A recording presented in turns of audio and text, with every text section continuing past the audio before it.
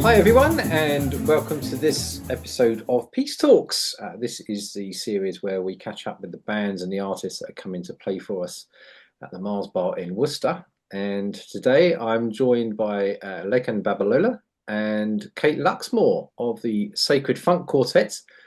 They're going to be playing for us on Thursday, the 13th of March, which is actually going to be the fourth and final event in our upbeat series, which has actually been really successful. We've had four bands, or this would be the fourth, featuring drummers as leaders, in this case percussionists. So welcome Kate and Lekan. Thanks very much for joining us today. Hello. Hi, thanks for having us. So let's talk about yourselves and your music. You're actually a married couple, I understand. That's correct. Let's start with you, Lekan. So originally from Nigeria, I believe you came over to the UK in the early 80s. So do you want to sort of talk about your sort of how it all started for yourself? I came here in 1980. I'm from the tradition of the music. My father was an accordion player at White Government Church. So my music comes from the church. And then I went on engineering school at first here in England. Okay. And then later I went to Central St. Martin School of Arts.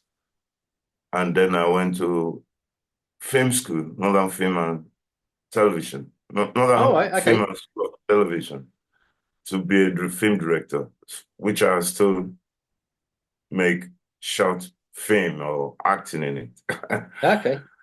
But music is it's of course it's a passion, and I spent a lot of time when I was growing up in London with Art Blakey, coming to Ronnie Scott's, right, and studied the history and the history of jazz, and then I will later apply it to other stuff, and working with different bands from punk to rock, and then I started concentrating to be working as a jazz musician, and then touring with a lot of American musicians, from Cassandra Wilson to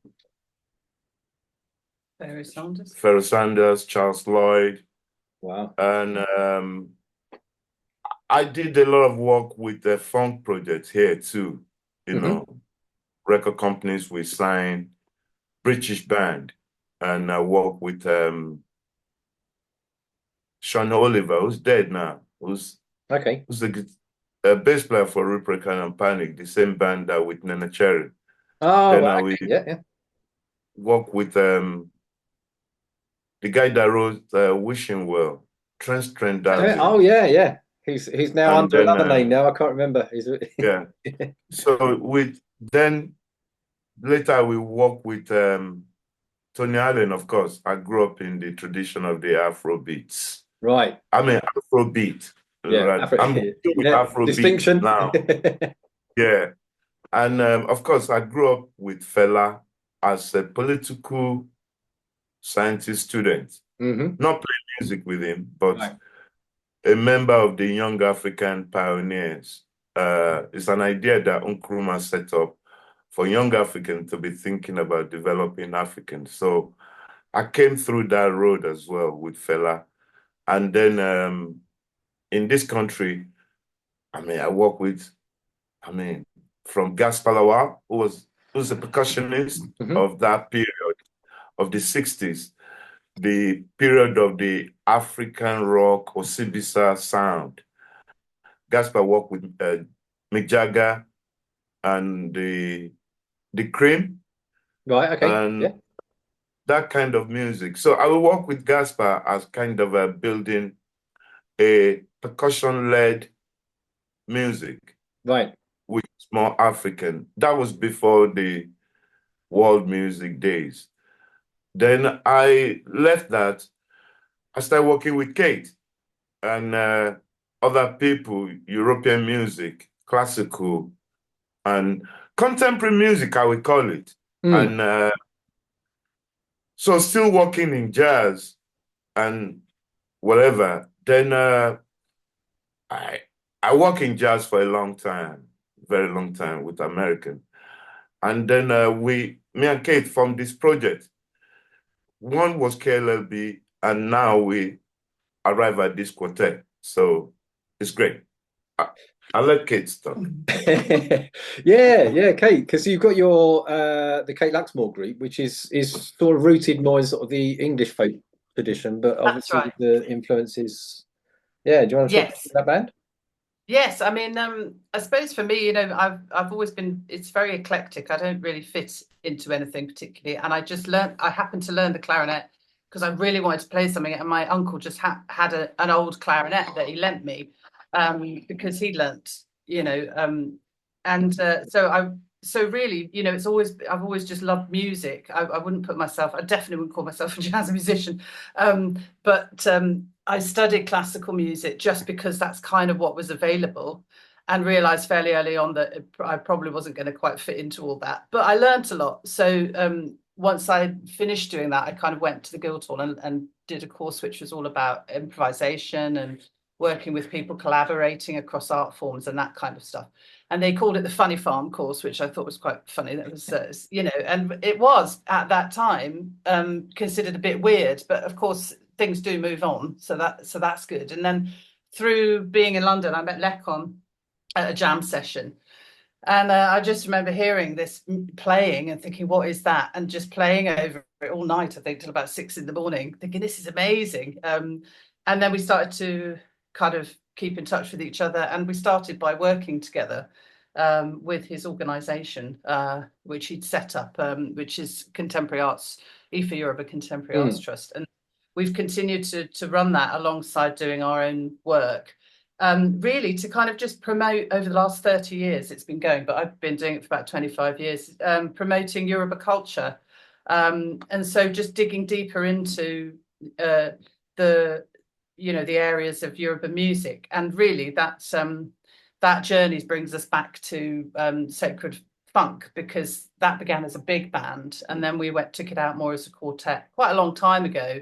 But when we met Ruben here in Birmingham, Ruben Reynolds, who's a guitarist, it was we began to kind of realize that, well, actually an acoustic quartet could work really, really well. So it's been a really long journey exploring the music.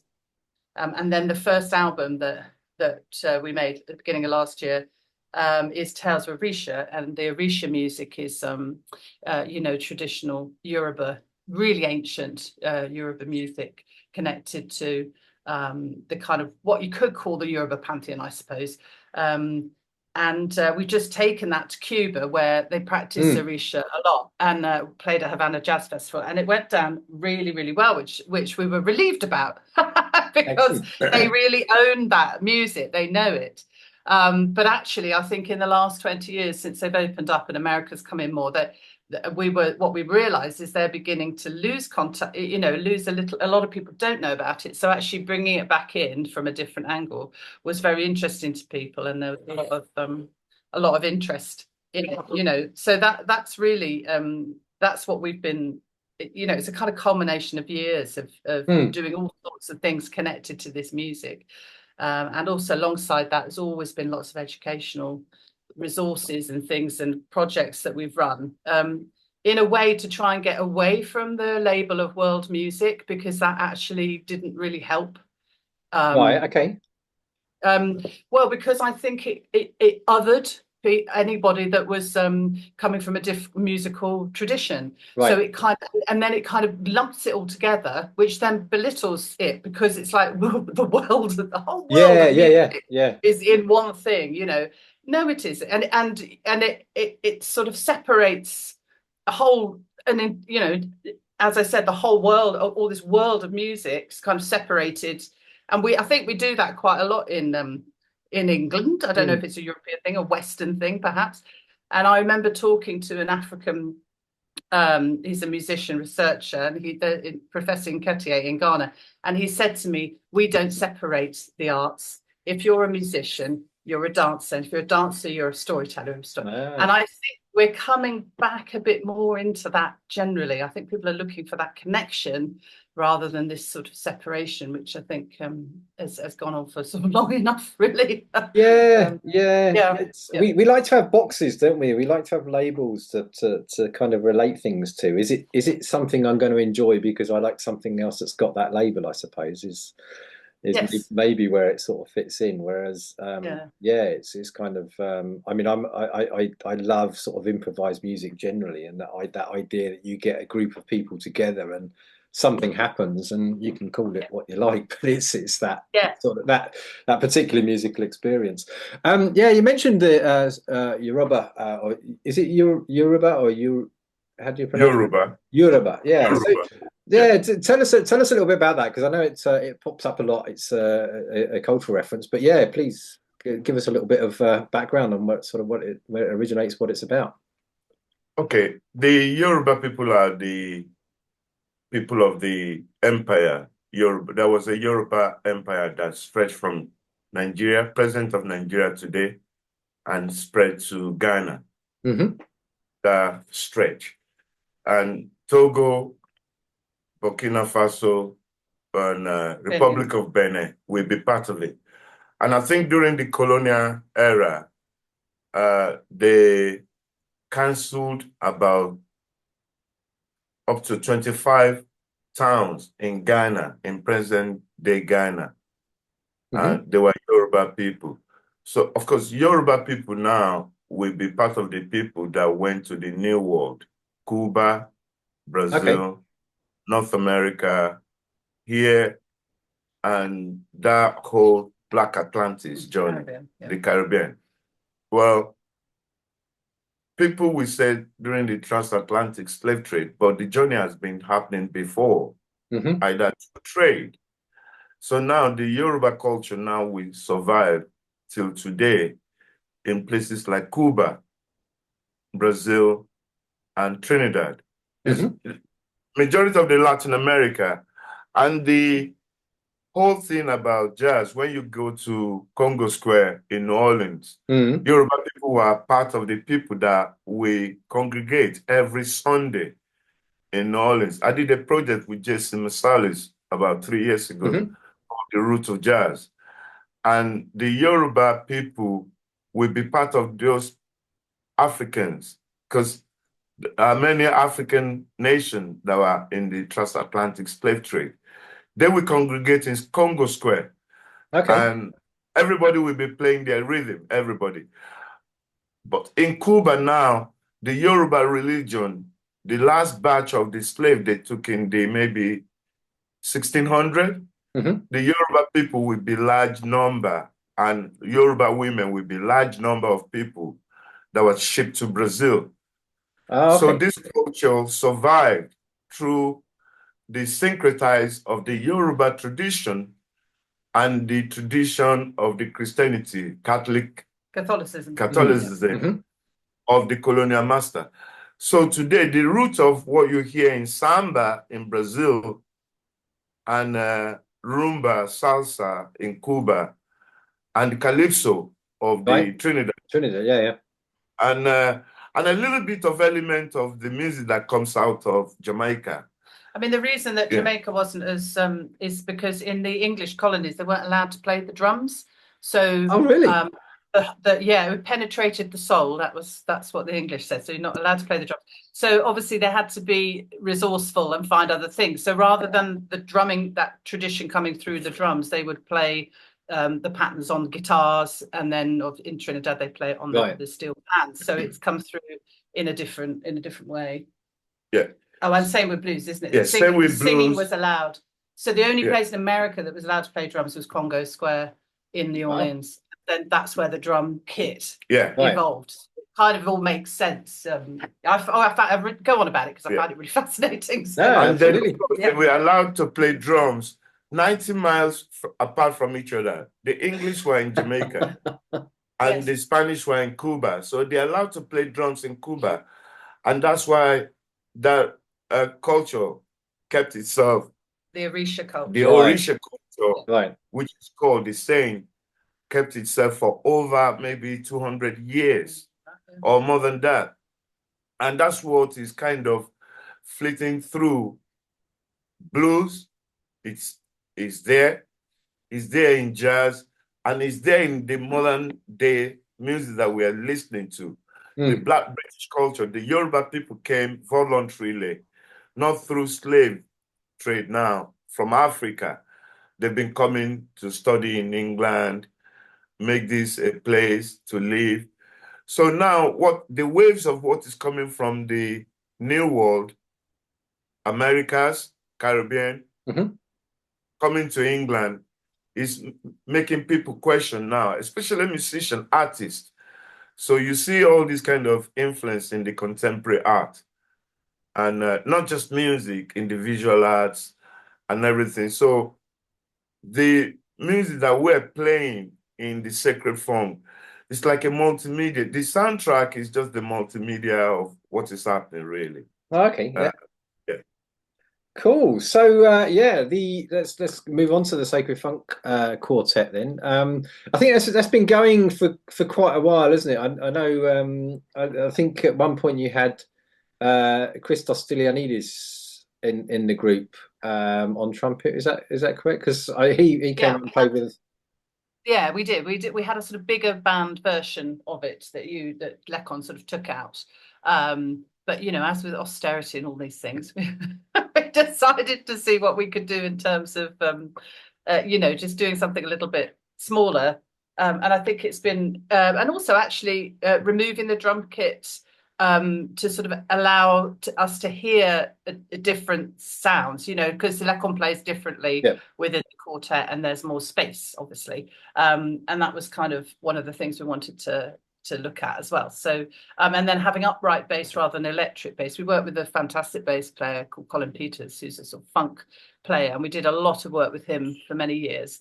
But we wanted to look at upright just for the sound. And again, it allows a different kind of space. And as a clarinet player, it also allows the resonance of the clarinet to sort of come through. So it's just a new sound for us to explore, which is why we've gone down that road. And musically, the Yoruba music that went to Cuba, that went to Brazil, that went to Trinidad, there was no drum kit in it. Right. Yeah. And even New Orleans, when you hear the second line is bass drum and snare, there's no drum kit. Right. I did an interview with my colleague and my mentor, senior in jazz, Helen Riley, who's from the lineage of drummers in New Orleans. Right. He's from the maybe 5th generation or 6th generation of drummers. Okay. And he can still tell you how drum kits were invented into jazz. And usually there's no drum kit in it. Okay. And so derived from the fact that people would have played traditionally, like Sakura in Nigeria, you play as a group of maybe 5 or 6 people. So when we've been, that still goes on, at sort of parties and things like that. So you have like 5 or 6 Sakura players all playing different sizes, it's in a family of drums. Right. And okay. So that's what people took that idea with them. And then that manifested as as the kit. And as a drum kit, you have one person playing all of them, Exactly, which is why I could never be a drummer. And in Cuba, till present day, drum kit is not common. Not in Cuba. Not in Cuba. Right. Yeah. In all the music they play in salsa, whatever, there'll be a conguero, there'll be timbalero, there'll be guiro player, there'll be shaker. Even though it seems a lot, in order to complete that sound in the authentic manner, there's no drum kit. Yeah. But what we're doing in Sacred Funk is compartmentalize everything, budget, whatever, and be able to play it in a way that is accessible to people over here. But we kind of mark what is backbeat, what is funk, what is salsa, what is merengue, what is cha-cha-cha, what is R&B within the form because of our experience as a musician. Yeah. Fantastic. So looking at instrumentation within the band, obviously yourself, Lekan, on percussion and Kate on clarinet, but also bass clarinet, which is quite interesting because I don't know if there's an increasing popularity in that. But in the last, I think you'll probably be the third or fourth player we've had on our program that has had the bass clarinet in there, and it's I think the first time I heard it or knew that I heard it was in Courtney Pine played it on his his debut album. That was a wonderful time. My sister used to play the clarinet, just a regular clarinet. But yeah, is there a bit of a resurgence of bass clarinet? Oh, definitely. I think clarinet generally. I mean, I remember about 15 years ago, just kind of crying because nobody wanted to hear the clarinet. You know, it's like you'd look around and nobody was playing it unless you were playing klezmer music. And I just wanted to be able to play in different stuff. And I think that's why me and Lekan kind of worked together so much and created different things, you know, because I just thought I just want to play the clarinet. I'm not bothered like what the genre is particularly. I want to improvise, I want to play. But now there's I'm noticing a lot of young players coming through in jazz and also in other, you know, kind of a bit broader, you know, less genre specific. And yeah, bass clarinets. It's still every time I do a gig, somebody will come and go, "What is that?" You know, because it's still obviously, you know. But most people love it and love the sound of it. I don't get a lot of when I was first playing it in a more classical. You know, people going, "Oh, that's horrible. That sounds horrible. I can't stand the sound of that." You know, so it really shows how things, kind of, you know, depending where you are and what you're doing, how you're using it. But I mean, I've played it for 30 years, so I absolutely love it. And I do have an alto clarinet, but I haven't dared bring that out yet. So that might be a new thing that joins the sacred funk. I'm not sure. Excellent. Well, it's always been part of jazz tradition based clarinet. Yes, Clarinet. Yeah. Because I'm a great Sidney Bechet, you know. Clarinet. Yeah, he played clarinet, you know, and his great grandfather was part of the founder of jazz. I forgot the name of the gentleman now. Bill Summers. I have the book. I read the book. I forgot. Is the grandfather of Sidney Bechet? Right. Was a drummer, of course, during that period. And bass clarinet has always been around jazz. Right. You know, Harry Duffield will be playing bass clarinet. Actually. And also, and then Marcus Miller played bass clarinet. Yeah. You know, and also, what's his name? When I was touring with a great what's his name? Papa. Oh, Pharoah Sanders. Pharoah Sanders. Yeah. He sent a message to Kate when he found out that Kate played bass clarinet. He said I should tell Kate specifically that don't stop playing bass clarinet. Cool. Yeah. No, it's a wonderful tone. It's it's not something that I've been particularly familiar with, but then like I say, we've had I think Ruth Hammond, I don't know if you know Ruth Hammond, she played I think she played some with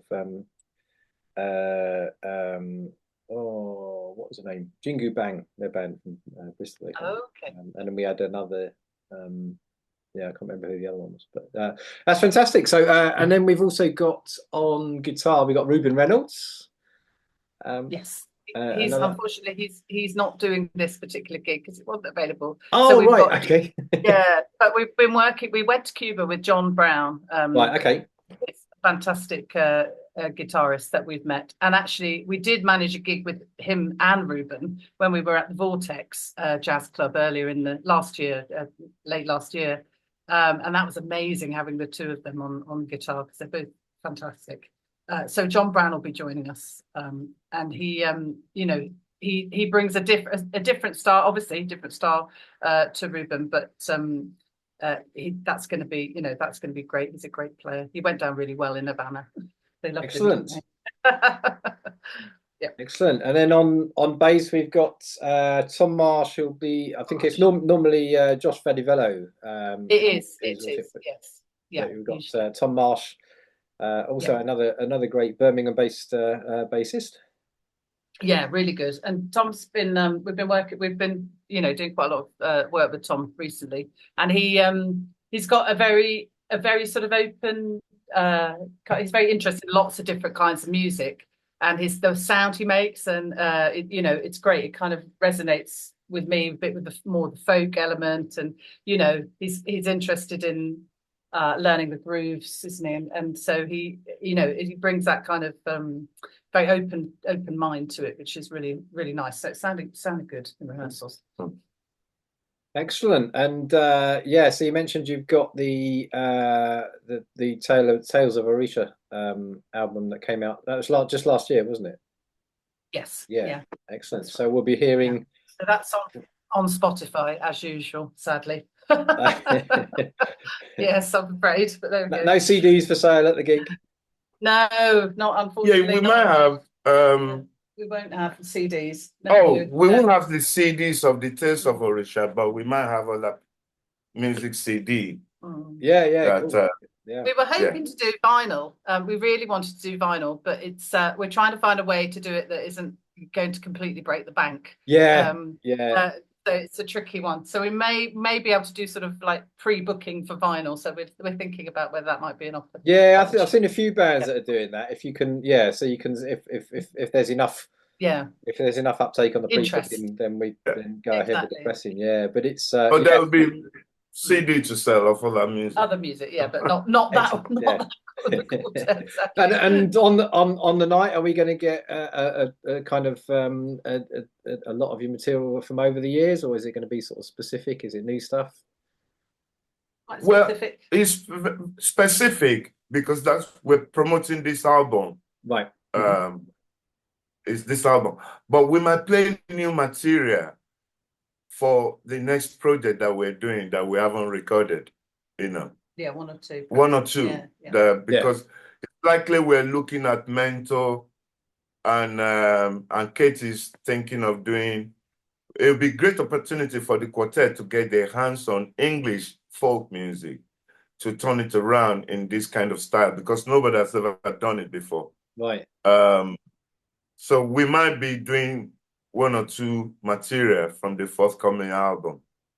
And look forward to that. Because it's likely we're going to Brazil this year. The focus on High Life, because we've been exploring that. It's 100 years of High Life this year, actually, in Ghana. Right. And they're planning to organise a day where UNESCO has an actual High Life day, to continue on over the years. We've been talking to them in Ghana. There's a historian called John Collins. So we've been looking a lot at High Life. And one of Lekan's sort of mentors, really, who's passed now, is called Ambrose Campbell. And he came in the 1940s, a Yoruba man, stowed away, came into London, and set up the first High Life, West African Brothers, they were called. So it was the first band in London in the 1940s. And they were playing High Life. And he wrote Obladi Oblada, which is known as a Beatles tune. Yeah. But he wrote it and never got any credit for it. So I always put that in there. Excellent.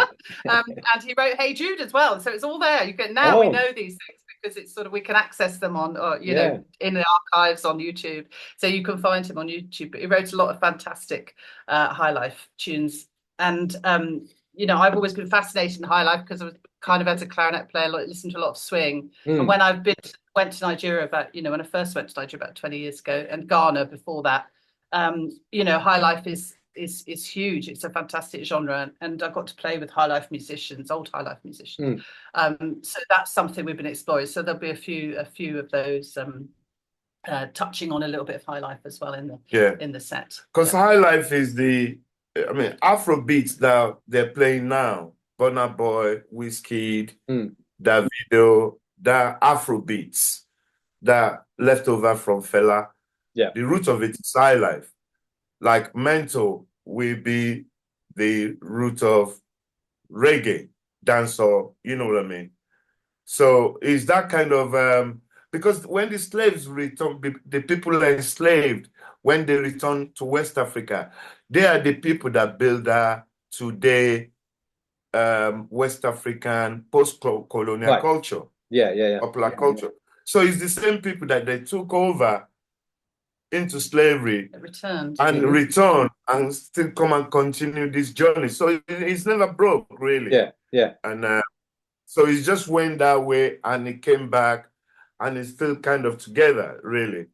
And that's why I can go to New Orleans and feel at home, or Cuba, because the culture and the music is there. Immediately they play the clave, either the 5 or the 6, I'm right in there, you know. And it's there for us too here, for you guys. It's just that it's not pronounced. I mean, the Africans have been here way before, you know. Interrelation is happening in England. And when we do English folk music, maybe all these things might come out, you know, in its form. No, I'm really looking forward to it. It's going to be an exciting gig. So thank you both so much for your time today. It's been an educational half hour, and as I say, really looking forward to the Sacred Funk playing at the Mars Bar for us. So see you on Thursday. It's Thursday the 13th of March at the Mars Bar in Worcester. Thank you very much. Thank you so much. Thank you very much. Thanks.